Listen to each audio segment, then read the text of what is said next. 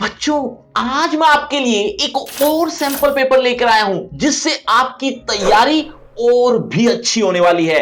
क्यों? क्योंकि इस सैंपल पेपर में आपको इंपॉर्टेंट चीजें भी पता चलेंगी और किस तरह से आंसर लिखने हैं ये भी पता चलेंगे, और साथ ही इस सैंपल पेपर से आपकी एक बार रिवीजन हो जाएगी, या यूं कहें कि जो रिवीजन आप कर चुके होंगे उसके बारे में, उसके लेवल के बारे में आपको पता चलेगा कि आप किस लेवल के हो। जितनी तैयारी आपने की होगी उतना ही आसान आपको यह सैंपल पेपर लगने वाला है। अगर आपने तैयारी नहीं की तो आपको यह सैंपल पेपर थोड़ा मुश्किल लगेगा, लेकिन चिंता मत करो, इस सैंपल पेपर से आपको कुछ हद तक इंप्रूवमेंट ही नजदीक लगेगी। कारण यह है कि इसमें कुछ कुछ ऐसे चीजें आपको मैं बताने वाला हूं जो आपकी सोच से परे होने वाली है। तो बिना किसी देरी के करते हैं शुरू। नमस्ते, मेरा नाम आशीष है। देखो बच्चों, ये जो सैंपल पेपर है कक्षा 10वीं वालों के लिए है जो कोर्स हिंदी ए पढ़ रहे हैं। अधिकतम अंक 80 यानी 80 मार्क्स का पेपर होता है जिसमें आपको कुछ इंस्ट्रक्शन दी गई है, वो पढ़ लेना। लेकिन मैं शुरू कर रहा हूं। देखो बच्चों, पहला जो प्रश्न होगा, और सिर्फ पहला ही नहीं, पहला और दूसरा अपठित बोध का होने वाला है, जो कि 7-7 नंबर, टोटल 14 मार्क्स का होने वाला है। लेकिन इसको हम थोड़ी देर बाद बात करते हैं। क्यों? क्योंकि इसको पढ़ने में, इसके आंसर ढूंढने में बहुत टाइम लग जाएगा। तो मैं शुरू करता हूं 2 क्वेश्चन छोड़कर, यानी तीसरे क्वेश्चन से शुरू करता हूं जो आपका फेवरेट पार्ट होने वाला है, यानी कि व्याकरण। व्याकरण यहां से शुरू होती है जो कि आपको 16 अंक की देखने को मिलेगी। इस व्याकरण में आपको 4 टॉपिक्स मिलते हैं। पहला है वाक्य भेद जो कि 4 अंक का होगा। ऐसे ही हर टॉपिक 4-4 अंक का होगा, टोटल 16 अंक हो जाते हैं। तो पहला जो टॉपिक है वाक्य का है, जो कि रचना की दृष्टि से वाक्य आपके सिलेबस में है। देखो, पहला प्रश्न है, जैसे ही वर्षा हुई वैसे ही मोर नाचने लगे। देखो बच्चों, अब इसका आंसर मैं तो बताने ही वाला हूं, लेकिन आप अपने लेवल को जांचना चाहते हैं तो आप एक काम कर सकते हैं। जैसे ही मैं इसका आंसर बताऊं उससे पहले ही आप अपना आंसर कमेंट में बता सकते हैं। फिर मैं चेक करूंगा कितने बच्चों के आंसर ठीक हो रहे हैं और आपको भी पता चलेगा, ठीक है, कि आप कितना सही कर रहे हो। अब आपको आंसर बताता हूं, लेकिन पहले पढ़ लेता हूं एक बार फिर से। जैसे ही वर्षा हुई वैसे ही मोर नाचने लगे। संयुक्त वाक्य में परिवर्तित कीजिए। बच्चों, वीडियो को रोककर कमेंट कर सकते हो। देखो, संयुक्त वाक्य में बदलना है तो ऑब्वियस बात है, जय वाले शब्द हटाने पड़ेंगे। और संयुक्त वाक्य में 2 क्रियाएं होती है, इसमें वैसे भी 2 ही क्रियाएं हैं, तो इसमें तो इतनी खास चेंजेस नहीं होंगी, लेकिन ये ज वाले वाक्य या ज वाले शब्द हटाना पड़ेगा। देखो कैसे बनेगा, वर्षा हुई यहां तक रखने के बाद और लगा देना। देखो जैसा यहां लगा रखा है, इसके बाद मोर नाचने लगे। तो अब इससे हुआ क्या, 2 पूरे पूरे वाक्य भी बन गए, बीच में योजक आ गया, ऑब्वियस बात है संयुक्त वाक्य हो गया। ठीक है, इस तरह से आप भी कर सकते हो। मूर्तिकार ने सुना और जवाब दिया। अब इसे सरल वाक्य में परिवर्तित करना है, और सरल वाक्य में एक ही क्रिया होती है। देखो, सुना और दिया, अब ये 2 क्रियाएं हैं, 2 वाक्य हैं एक तरह के, है ना, योजक के द्वारा जुड़े हुए हैं। अब इसको सरल वाक्य बनाने के लिए ऑब्वियस बात है, इस क्रिया को हटाकर, या यूं कह सकते हो थोड़ा सा बदलकर, इसका रूप बदलना है। जैसे मूर्तिकार ने सुनकर जवाब दिया। देखो कैसे आसान सा बन गया। चलिए आगे बढ़ते हैं। जो छात्र अच्छे होते हैं वे गुरु की आज्ञा मानते हैं। रचना के आधार पर वाक्य भेद बताना है। देखो सिंपल सा है, जो आ गया, जो यानी ज वाले शब्द जहां पर भी आ जाए तो समझ जाना, आंख बंद करके हमें क्या लिखना है, मिश्र वाक्य। लिख पाओगे आंख बंद करके? नहीं लिखना। देखो मिश्र वाक्य क्यों हुआ, ये शॉर्ट जो ट्रिक बता रहा हूं, ज आ गया, वो आ गया, 2 वाक्य हैं, ये एक सिंपल सी शॉर्ट ट्रिक बता रहा हूं, या यूं कहें कि बता चुका हूं ऑलरेडी। एक वीडियो बनाई थी रचना के आधार पर वाक्य के बीच, इस वीडियो को जरूर देख लेना। इस वीडियो में आपको शॉर्ट ट्रिक समझाई है। आप आंख बंद करके भी अगर कुछ लिख दोगे ना तो वो आंसर गलत नहीं होंगे। बस उस ट्रिक्स को फॉलो कर लेना। वीडियो डिस्क्रिप्शन बॉक्स में फ्री क्रैश कोर्स के नाम से मिल जाएगी। फ्री क्रैश कोर्स में आपको हर टॉपिक मिल जाएगा जो आगे आने वाले हैं, तो देख लेना। चलिए आगे बढ़ते हैं। सुबह होते ही भोर गुनगुनाने लगे, मिश्र वाक्य में बदलना है। देखो अब यहां मिश्र वाक्य में बदलने के लिए आपको एक चीज तो ध्यान रखनी पड़ेगी कि कुछ वर्ड ऐड करने पड़ सकते हैं, नहीं तो बनेगा ही नहीं मिश्र वाक्य। तो और दूसरी बात, 2 क्रियाएं भी लानी पड़ेंगी। अब वो कैसे होगी, देखो सुबह होते ही भोर गुनगुनाने लगी। अब यहां होना एक क्रिया हो सकती है और गुनगुनाने लगे ये तो क्रिया है ही।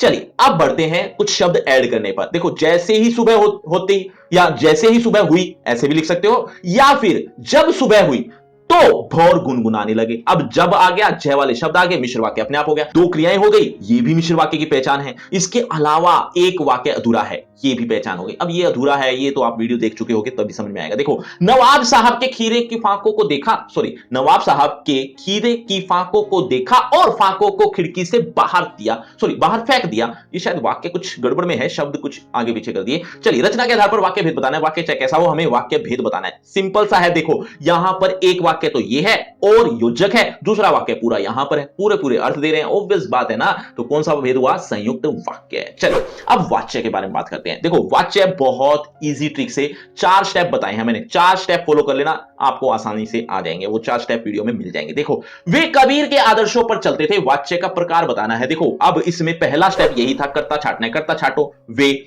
करता है क्या, इसके साथ से द्वारा के द्वारा कुछ लगा हुआ है? नहीं। तो ऑब्वियस बात है ना, क्या देखने की जरूरत है, कर्तृवाच्य है।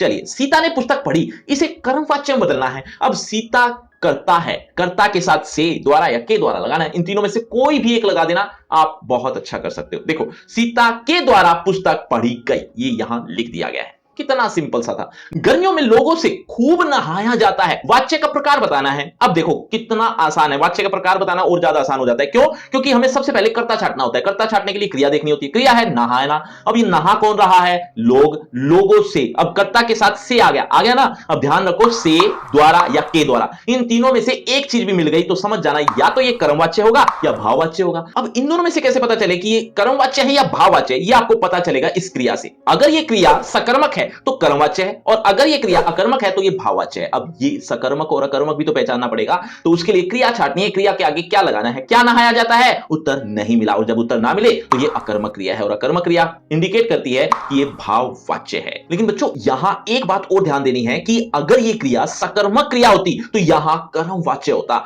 मतलब मैं ये बताने की कोशिश कर रहा हूं कि 4 स्टेप वीडियो में बताए हैं, तो चारों स्टेप ही फॉलो करने हैं। एक भी इधर उधर कर देते हो या ऊपर नीचे कर देते हो या मिस कर देते हो तो यहां आंसर गलत आने के चांसेस बढ़ जाते हैं। तो ये ध्यान रखना बच्चों। आप में से बहुत से ऐसे बच्चे होंगे जो आईआईटी और नीट की तैयारी करना चाहते हैं लेकिन किसी वजह से कर नहीं पा रहे। तो बच्चों, आपके लिए एक सुनहरा मौका है। वो सुनहरा मौका क्या है? दरअसल आपको 100% तक की स्कॉलरशिप मिल सकती है।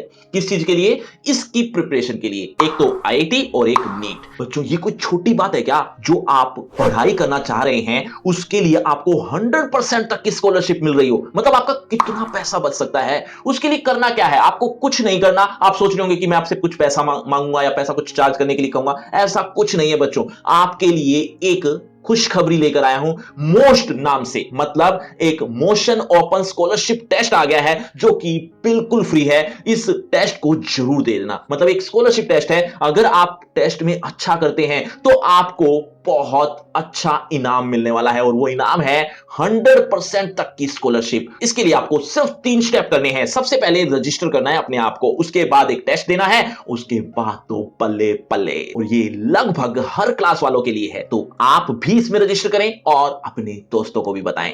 बच्चों, आप इनको तो जानते ही है ना, जिन टीचर्स को आप पसंद करते हैं, आप जिनकी टीचिंग के फैन हैं, उन टीचर्स के ये रोल मॉडल हैं। बच्चों, कोई छोटी बात नहीं है। यही पिछले 18 सालों में इन्होंने ही मोशन शुरू किया था, जो आप जानते भी हैं। इन पिछले 18 सालों में इन्होंने कितनी अचीवमेंट हासिल की है, ये दोहराने की तो जरूरत नहीं है। लेकिन मैं आपको रीसेंट यानी 2024 में जो स्टूडेंट क्वालिफाइड हुए हैं उसका रेशियो बताना चाहूंगा। नीट में 92.63% सिलेक्शन क्राइटेरिया को पार कर चुके हैं। यहां तक कि जेई मेंस और जेई एडवांस में भी ज्यादातर बच्चे यहां क्वालिफाइड हुए हैं। तो बच्चों, ये जो टैगलाइन दी है ये गलत नहीं है। मोशन है तो भरोसा है। तो बच्चों, आप भी इसी परसेंटेज में शामिल होना चाहते हैं तो आपको रजिस्ट्रेशन करना है बस, जो कि बिल्कुल फ्री ऑफ कॉस्ट है। लिंक दे दिया है डिस्क्रिप्शन बॉक्स में सबसे ऊपर, जहां आप रजिस्टर कर सकते हैं। बस आपको इतना करना है, टेस्ट देना है और आपका काम हो गया।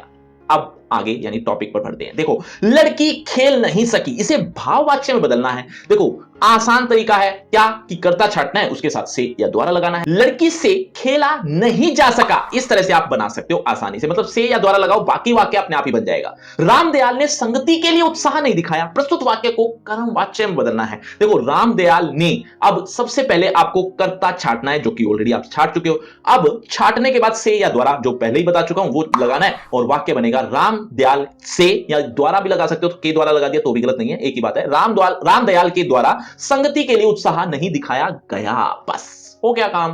देखो अब बात करेंगे पद परिचय के बारे में। वाक्य दिया हुआ है, अंडरलाइन वर्डिंग है, उसको आपको पद परिचय में कन्वर्ट करना है। देखो मैंने का पद परिचय देना है। मैंने का पद परिचय, पहले पूरा वाक्य पढ़ लेते हैं। मैंने किसी से झगड़ा नहीं किया। मैं एक बार फिर बोल रहा हूं, वीडियो को रोक कर कमेंट में जवाब भी देते रहना।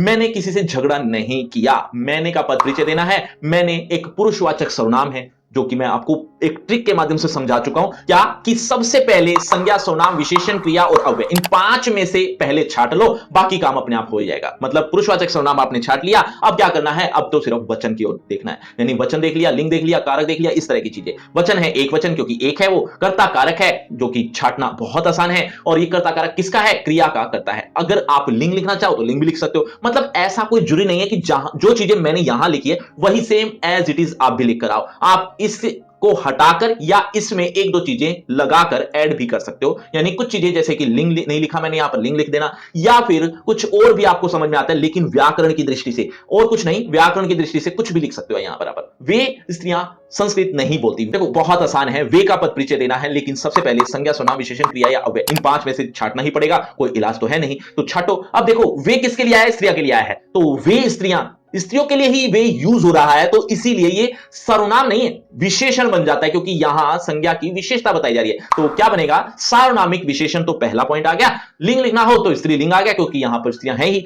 वचन में बहुवचन है, क्योंकि वो बहुत सारी हैं। संज्ञा का विशेषण है, क्या मतलब ये जो स्त्रियां हैं, इस स्त्रियों का विशेषण है ये वे, इसीलिए तो ये सार्वनामिक विशेषण बना है ना। तो इस तरह से चौथा पॉइंट लिख सकते हो, जो मैंने वीडियो में भी आसानी से समझाया है। चलिए, रंग बिरंगे फूल। अब फूलों को देखकर ही आपको समझ में आ गया कि ये इसकी विशेषता है, तो obvious बात है यहां पर गुणवाचक विशेषण आ गया।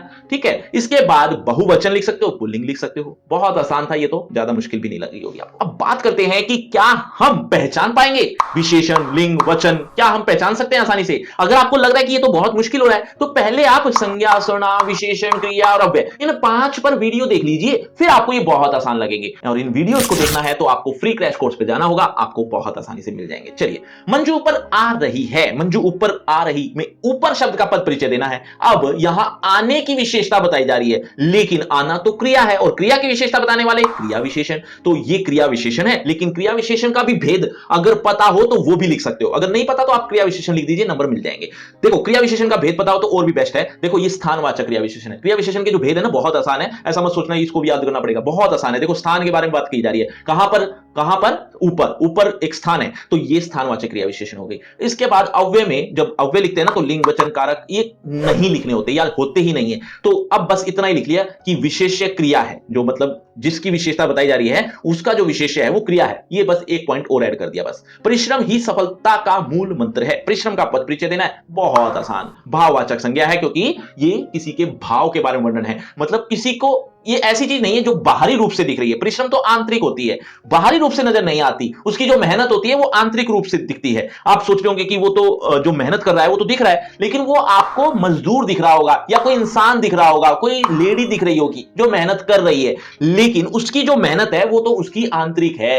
ये बात मैंने संज्ञा वाली वीडियो में समझाई है, समझ लेना। चलिए, भाववाचक संज्ञा हो गया, बाकी चीजें आसान हो ही जाती हैं। उसमें वचन लिखना होता है, लिंग लिखना होता है और कारक लिखना होता है, जो कि यहां पर मेंशन है। अब आप सोच रहे हो कि ये करण कारक कैसे, करण कारक इसीलिए क्योंकि इसी साधन से ही तो की जा रही है ये क्रिया, तो इसीलिए करण कारक है, कर्ता कारक नहीं है। ध्यान रखना, क्रिया को करने वाला होता है कर्ता कारक, लेकिन आप लोग गलती ये करते हो कि जो शब्द शुरू में आ गया वो कर्ता ही होगा, ऐसा मत सोचना। चलिए अब अलंकार पर आ जाते हैं। देखो, थकी सोई है मेरी मौन व्यथा, काव्य पंक्ति में कौन सा अलंकार निहित है। अब इन सब में अलंकार ही समझाने हैं आपको, अलंकार ही बताने हैं। देखो बच्चों, अलंकार का जो वीडियो है मैं ऑलरेडी बना चुका हूं, लेकिन उसमें आप देखेंगे कि वो पिछले साल का है, और इस साल एक दो अलंकार और ऐड हो गए, तो उसके लिए कोई चिंता करने की जरूरत नहीं है बच्चों। चिंता कर लेते हो काफी बच्चे, इसीलिए कमेंट पर कमेंट, कमेंट पर कमेंट करते ही रहते हो। तो उसके लिए क्या करो बच्चों, ध्यान से सुनो, आपके लिए वीडियो पहले ही बना दी गई थी। कौन सी, क्लास 9 सीबीएसई, इस नाम से हिंदी अध्यापक लिखकर सर्च कर लेना, ठीक है, अलंकार लिखकर। तो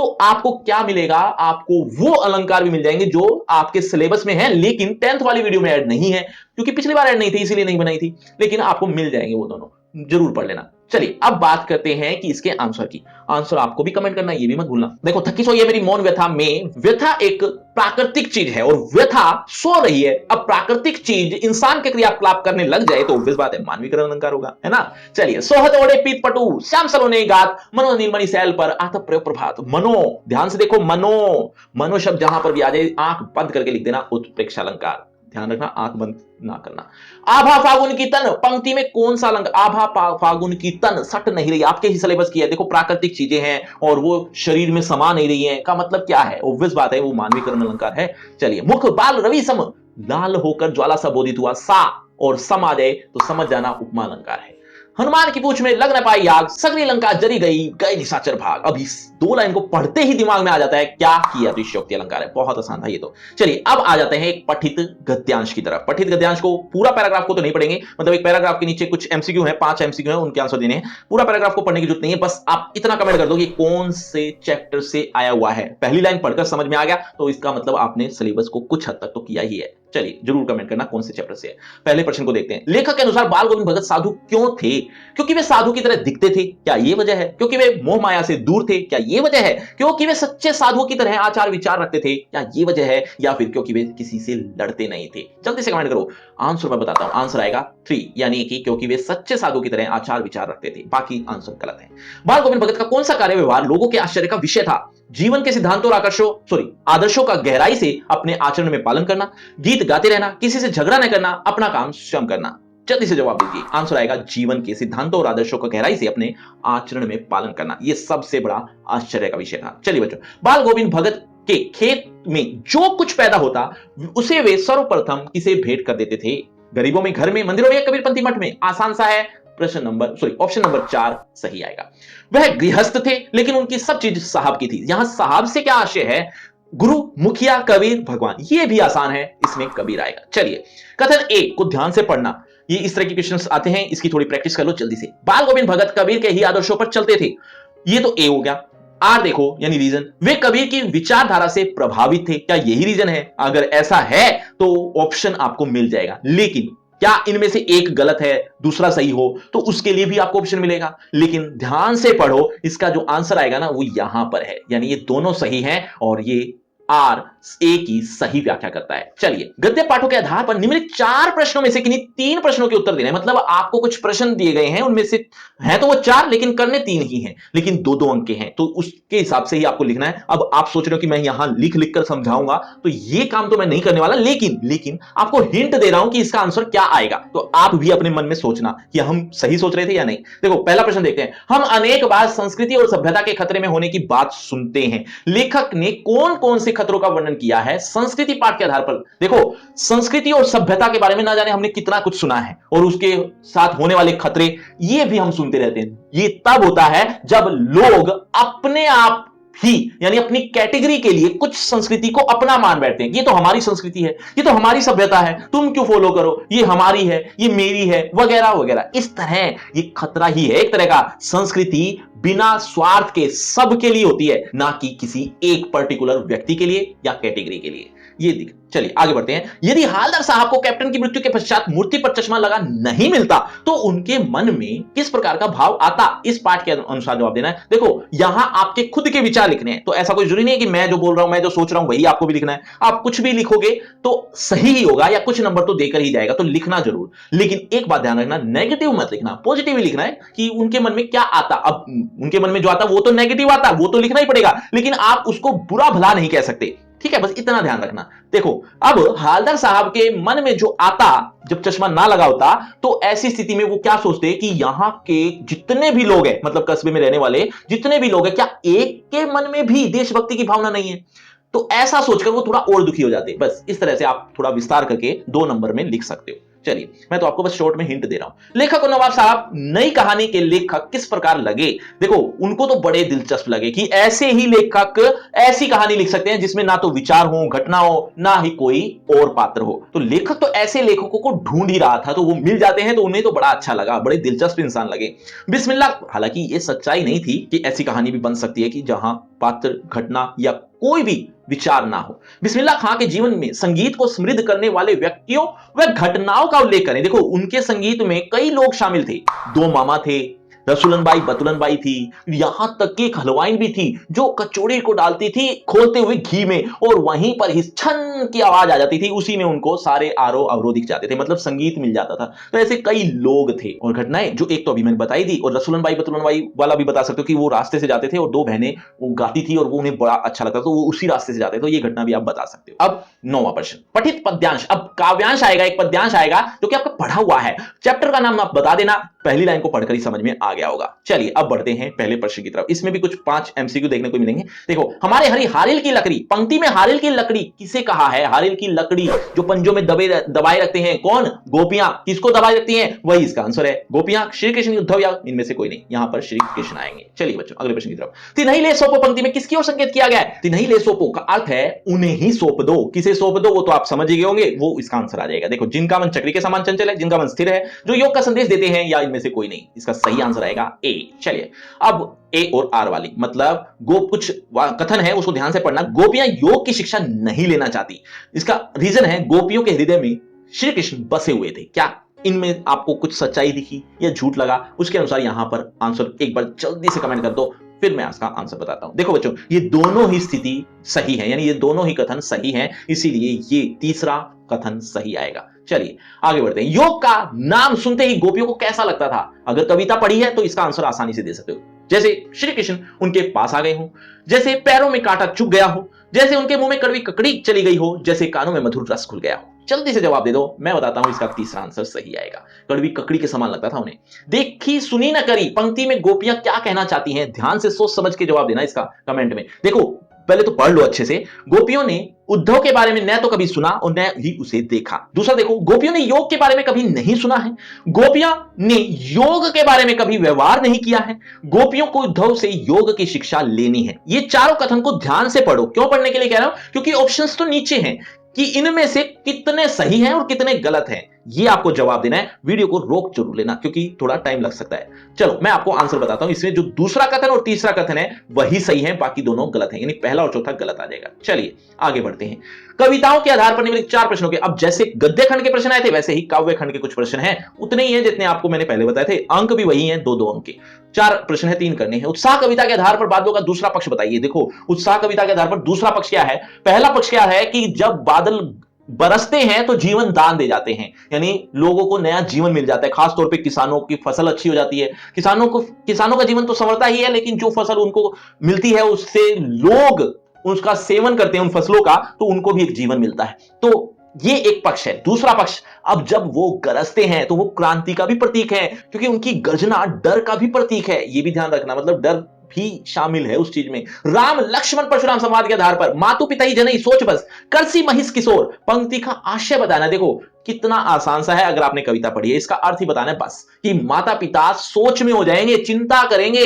हे राजकुमार, हे महिष किशोर, तुम्हारी चिंता हो जाएगी तुम्हारे मां बाप को अगर मैं तुम्हारा वध कर देता हूं तो। ये बात परशुराम जी ने कही थी श्री कृष्ण को। देखो बच्चों, ये जो मैं आंसर बता रहा हूं, कई बच्चे क्या करते हैं, इन आंसर्स को पॉइंट वाइज लिखना शुरू कर देते हैं, जो कि एक बहुत गलत तरीका है। देखो बच्चों, हर क्वेश्चन पॉइंट वाइज करने की जरूरत नहीं है, वहां आपके मार्क्स कटेंगे। आप क्या करो, कुछ क्वेश्चन ऐसे हो जाते हैं जहां पर पॉइंटों में समझाना आसान होता है और अच्छा भी लगता है, वो कुछ ही होते हैं, या यूं कहें कि पूरे पेपर में 1 या 2 ही होंगे। आप हर क्वेश्चन पॉइंट वाइज लिखकर आ जाओगे तो ये कितना नुकसानदायक है आपके लिए, आप सोच भी नहीं सकते। पेपर तो जल्दी हो जाएगा, लेंदी पेपर बहुत आसानी से जल्दी जल्दी कर लोगे, पॉइंट वाइज लिखोगे, लेकिन मार्क्स भी तो कट रहे हैं, तो इसका भी ध्यान रखना है। तो आप क्या करो, अगर आपको पेपर लेंदी लग रहा है तो वीडियो बना दी गई है कि किस तरह से पेपर को मैनेज करना है या 3 घंटे में बांधना है। पेपर भी पूरा हो जाए, रिवीजन भी हो जाए उसी में, उसी पेपर की, और कुछ गलतियां हो तो वो भी ठीक कर ली जाए। तो ये कैसे पॉसिबल है, उसके लिए वीडियो देख लेना, डिस्क्रिप्शन बॉक्स में लिंक दे दिया है या सर्च कर लेना। चलिए, संगतकार कविता के आधार पर संगतकार किस प्रकार के व्यक्ति का प्रतीक है? इस कविता में कवि ने संगतकार की भूमिका को इस तरह से दर्शाया है कि उसकी हेल्प के बिना काम पॉसिबल ही नहीं है। और ये सच्चाई भी है कि अगर संगतकार ना हो तो काम होंगे नहीं या अच्छे नहीं हो पाएंगे। संगतकार की कितनी बड़ी भूमिका होती है ये आपको तभी समझ में आएगा जब आप ये कविता पढ़ लोगे।